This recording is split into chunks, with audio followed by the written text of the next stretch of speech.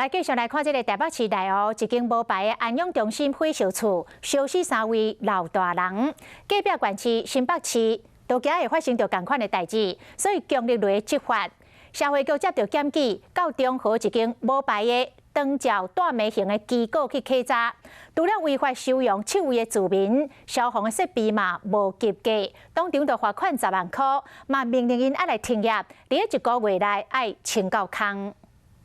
哪一位是当中负责任？市政府公安联合稽查小组来到新北市中和这间安养院，因为向检举无合法，小小空间放7个眠床，收容7个无法度照顾家己的人。记录现场的床数，然后还有几位住民。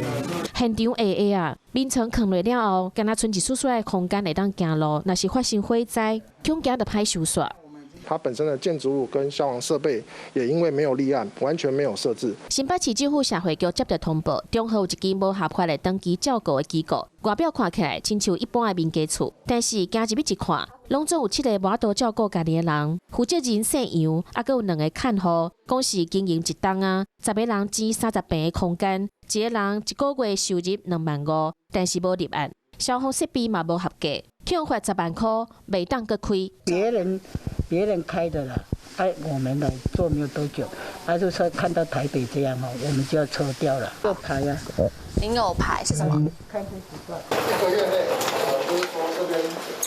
这边访问要签好，然后针对这些的住户我们要协助转接到合格的机构。 若是合法公立的安养院，1个月大概是2万5左右，私立的计数差不多是4万块左右，但是嘛是无够，才有这款无合法的业者生存的空间。甲你提醒一下，千万唔通为着一时的方便，凊彩找无立案的安养院，若是发生意外，就真难啦。